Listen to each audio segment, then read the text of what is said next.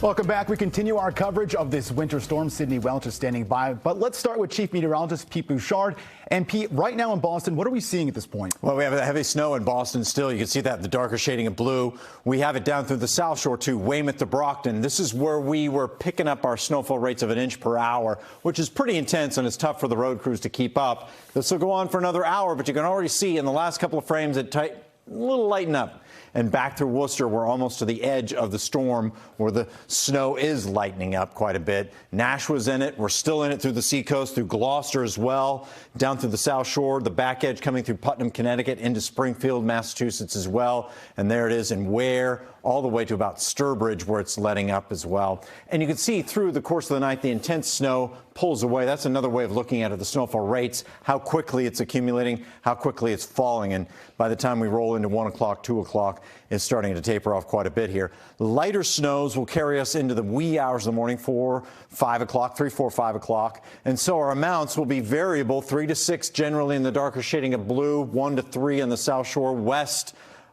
east of Route 24 and down to the Cape, maybe coating to 1 inch. But our jackpot zone is Ashburnham, Barrie, Fitchburg, and out through Leominster, Orange as well. This is a fluffier snow, so it accumulates a lot faster. This has been a heavier snow, this 3 to 6, Somerville, Framingham, Oxford.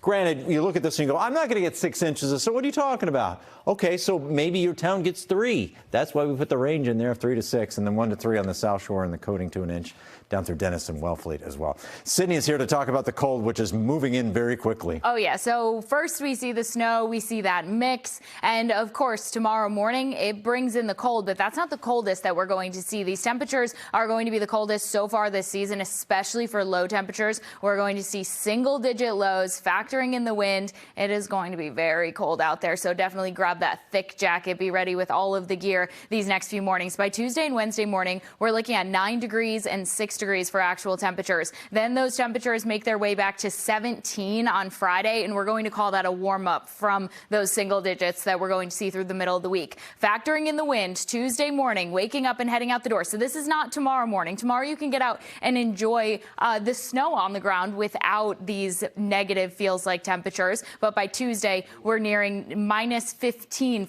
below zero. And by Wednesday, Worcester's going to be looking at 14 below zero, Boston 8 below zero. So just get ready. It's going to be very cold out there, and we'll be improving with high temperatures. Pete will be talking a little bit more about those high temperatures warming up and the snow.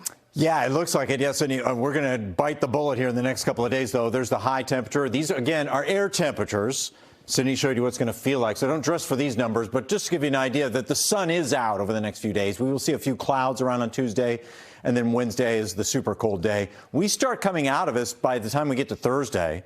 There are storms out there. We're going to be missing a lot of them over the next few days. I know you're upset by that, but we have first alerts up for the wind chill and the cold. And then by the end of the week, we're nudging freezing. And then by the weekend, we're talking about temps in the upper 30s. We're back after the break.